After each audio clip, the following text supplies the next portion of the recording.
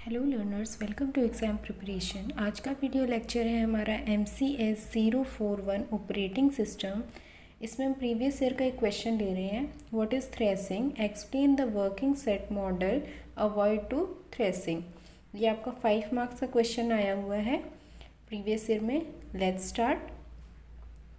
Threshing is a condition, इसमें आपको definition बतानी है और उसका वर्किंग जो मॉडल सेट है वो बताना है। ठीक है, तो थ्रेसिंग इज़ अ कंडीशन और a situation where the system spending a major portion of time in servicing the page fault but the actual processing done is negligible.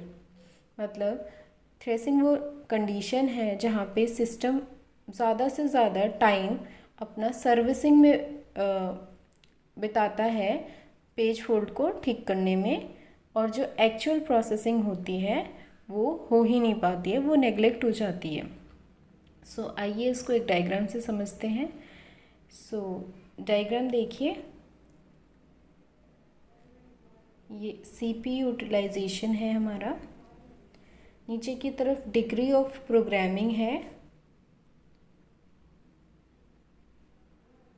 And इसका ग्राफ कुछ इस तरीके से जाएगा। ये स्टार्ट करेगा एंड देन फॉल करेगा, तो ये हमारा थ्रेसिंग है। ये जो है जो हमारा टाइम पोर्शन जो वेस्ट हो रहा है उसको कंट्रोल करने के लिए आपसे पूछा है नेक्स्ट कि इसको किस तरीके से अवॉइड किया जा सकता है।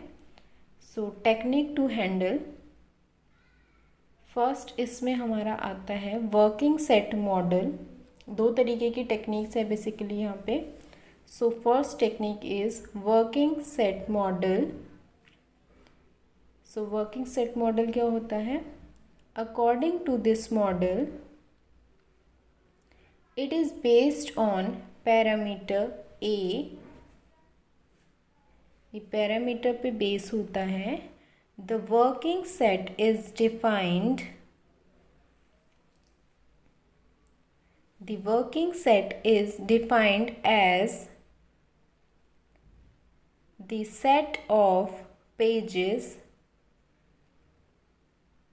in the most recent A means parameter. Pages would always end up being a part of working set.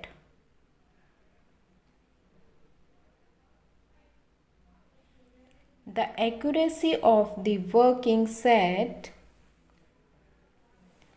the accuracy of the working set is depend on the value of parameter.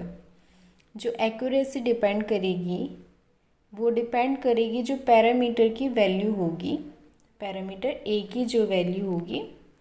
If A is too large then working set may be overlap. अगर जो parameter A है उसकी value ज़्यादा होगी तो हमारा क्या करेगा, वर्किंग सेट है वो ओवरलैप कर सकता है। On the other hand for smaller value of A, अगर पैरामीटर A की वैल्यू स्मॉलर होगी it might not be overlap, तो वो हमारा ओवरलैप नहीं करेगा वर्किंग सेट। आई होप आपको समझ में आ रहा है। अगर कुछ प्रॉब्लम होगी तो प्लीज़ मुझे कमेंट करके बताइएगा। So if D is the total demand, अगर D हमारा टोटल डिमांड है फॉर फ्रेम्स के लिए अगर D हमारा टोटल डिमांड है and is the working set size for a process I,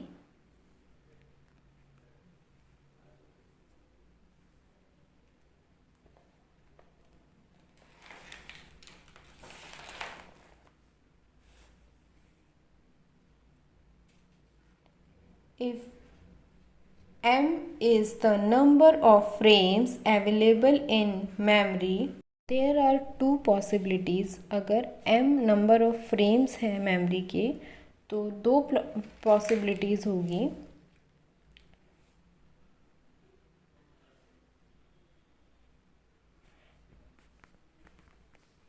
d greater than m, वो दो पॉसिबिलिटीज़ क्या है आपकी, d ग्रेटर देन m, अगर d m से बड़ा होगा, d यहाँ पे क्या था, number of demand, and m is process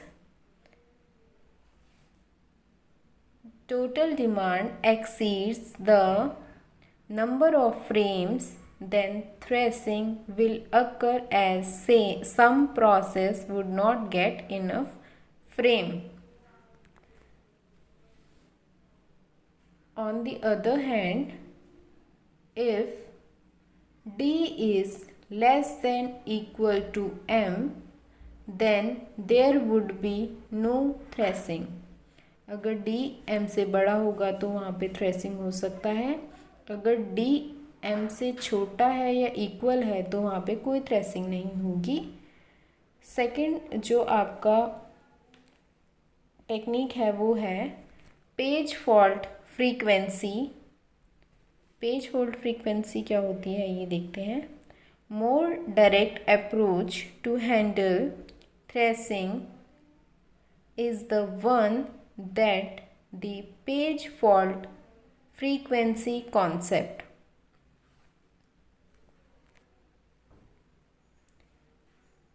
ये मोर डायरेक्ट अप्रोच है, जो हमारी पहले वाली है उससे ज़्यादा सूटेबल है।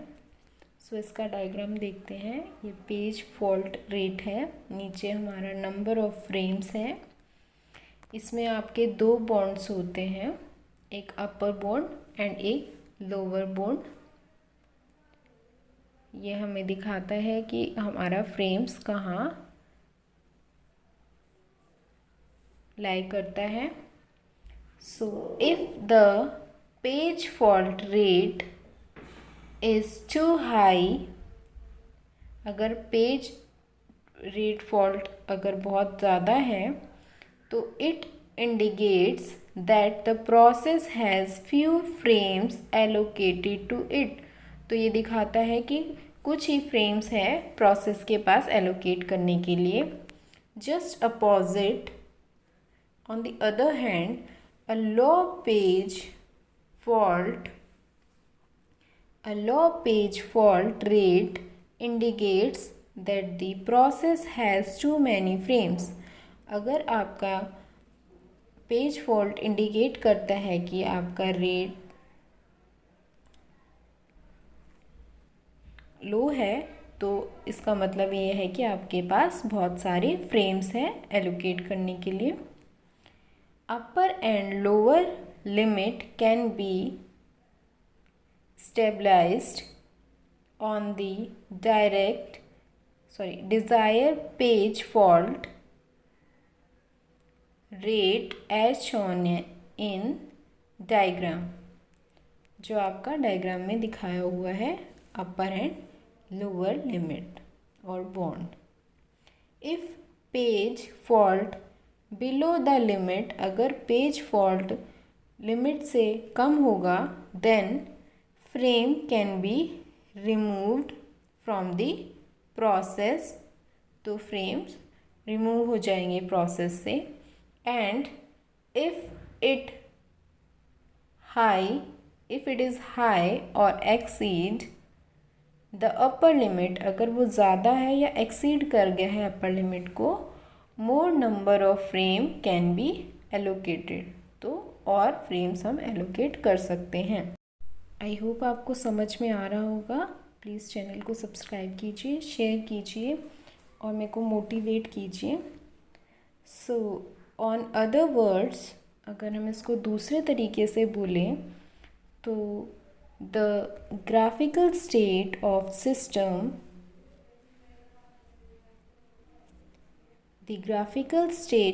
System would be kept limited to the rectangular reason.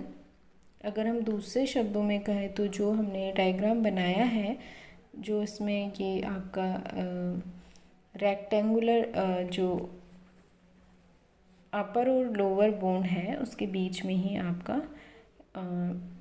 Reason हो तो ही, फ्रेम्स हो तो ही अच्छा है।